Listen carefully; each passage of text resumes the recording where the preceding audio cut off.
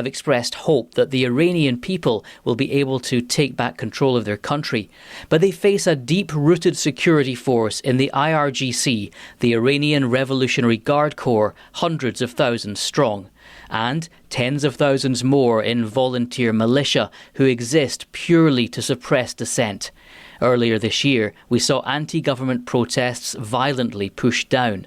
After almost 3 weeks of war, dozens of top Iranian leaders have been killed and military chains of command broken. So is the opportunity for regime change really there? And what is the mood on the streets of Tabriz, Shiraz and Tehran? Angry, sick and tired still justifies the mood inside Iran. Just today, they executed 3 additional pro-democracy protesters in the city of Rome. We're speaking with Dr. Majid Sadeghpour from the Organization of Iranian American Communities and a supporter of the National Council of Resistance of Iran, which wants to overthrow the regime. I want to just kind of reiterate the fact that the main war that is going on inside Iran is today and has been for 45 years between a regime that has been hunting the people of Iran and the Iranian people.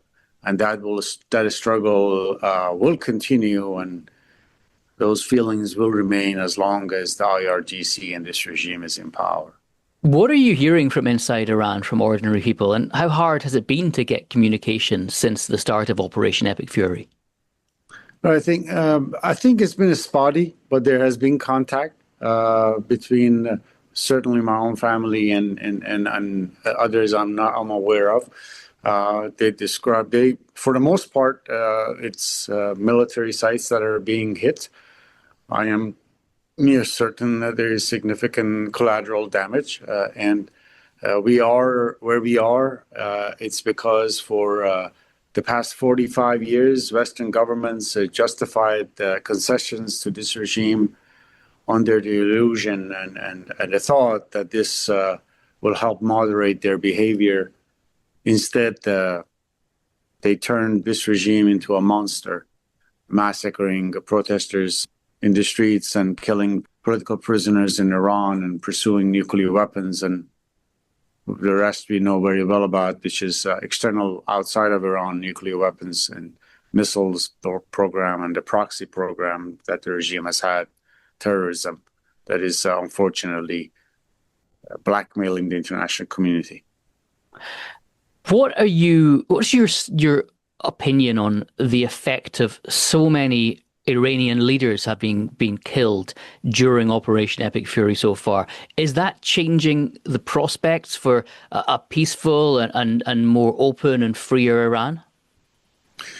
I think the Iranian people will need to write their own destiny with their own blood and their own children. And that has been the case since after the summer of 1981, when the regime opened fire on peaceful protesters in Iran. And then in the latter part of 1981, when the National Council of Resistance of Iran was formed with the goal of overthrowing this regime. Like I said earlier, 45 years of Western governments appeasing this regime has led us to this point, to war. But the key was then and it still is the need for the international community to, one, recognize the Iranian people's desire and ongoing struggle to overthrow this regime and confront the IRGC, providing them political and moral support.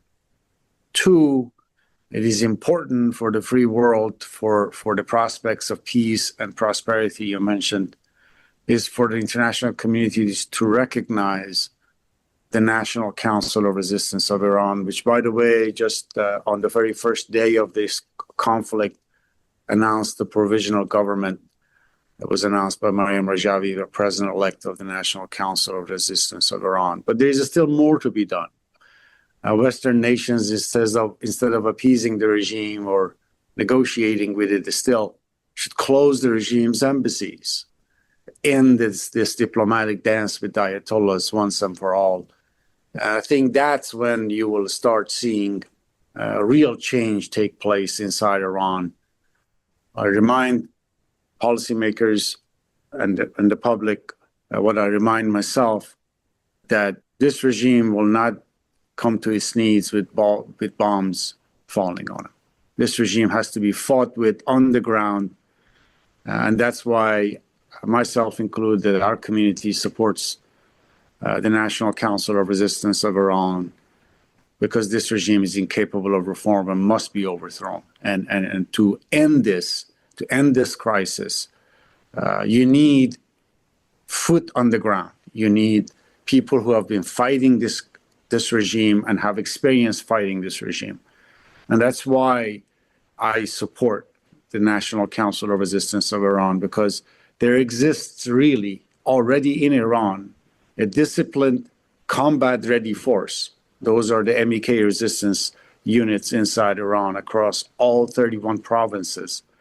They've been there for nearly a decade, and they're now if gradually evolving into what we call the National Liberation Army. That is what requires the political support of the international community. No weapons or money is necessary. We've been speaking with Dr. Majid Sadeghpour from the Organization of Iranian American Communities. More after this. The world moves fast. Your workday, even faster. Pitching products, drafting reports, analyzing data. Microsoft 365 Copilot is your AI assistant for work. Built into Word, Excel, PowerPoint, and other Microsoft 365 apps you use. Helping you quickly write, analyze, create, and summarize. So you can cut through clutter and clear a path to your best work. Learn more at Microsoft.com/M365 Copilot. So they have weapons and they have money, is what you're saying? I think there is everything that is needed to overthrow this regime is already inside Iran. What does political and moral support look like then specifically? Well, engaging the primary Iranian opposition, the fact that the international community has essentially sidelined or attempted to sideline the very force that has been opposing and confronting this predatory regime for 45 years, the NCRI, is really an abomination. And the reason that has occurred is because, as I mentioned earlier, Western governments have wanted to justify concessions to the regime, hoping that they can change them and help moderate their behavior. What we know now, as what the NCRI, myself included, knew long ago, that this regime is incapable of reform. It has to be overthrown. And since it is a fully weaponized, ideologically driven force, it will not come to its knees with foreign military intervention. It has to be fought with an ideology that confronts it. It needs to be a force that believes in democracy. And so that is what is necessary. Support for the Iranian people's right to overthrow this regime. Do you, though, not see the enormous risks on the ground and the political risks in supporting what would essentially be a civil war in Iran? The people of Iran historically have never fought themselves. Different segments of the Iranian population have never fought themselves.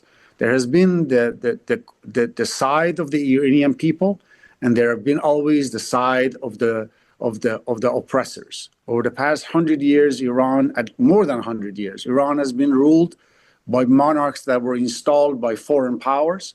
And the people have consistently, whether it be ethnic minorities or religious minorities or just ordinary citizens across the country, rose up against those oppressive forces. That remains in effect today.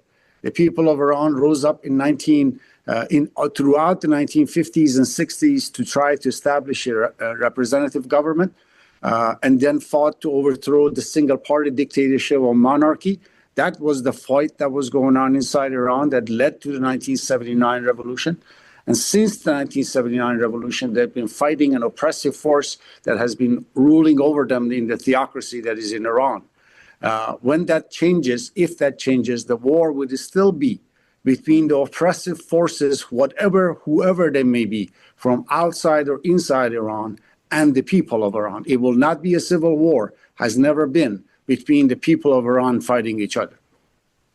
Lastly, I want to ask you a question which I get asked a lot when I'm working on this as a reporter, who's really running Iran right now? In short, IRGC. This regime is a fully weaponized, predatory machine. It survives with oppression, and it will remain and it will kill until it falls. For those, including myself, who have seen the IRGC in operation, have seen them torture, and have seen them kill, know very well that they have infiltrated every segment of every neighborhood inside Iran, and they control the streets. Those who are in the streets themselves, i.e. the people of Iran, and their organized resistance are the only force capable of overthrowing this regime and removing this danger from all of mankind. And they need organization and capability, they need plan, and they need leadership. And those three qualities are seen in the Iranian People's Resistance and the National Council of Resistance of Iran. They have qualified leadership in the Maryam Rajavi, president-elect of the NCRI. They have a provisional government and a 10-point plan guiding that provisional government. And they have the MEK resistance units and the budding National Liberation Army inside Iran. Those qualities are necessary to mobilize the population, the broader population, into the overthrow and confrontation of the IRGC and causing the regime to collapse. That is what requires more political support of policymakers in the West, in addition to kicking out their embassies and their diplomats.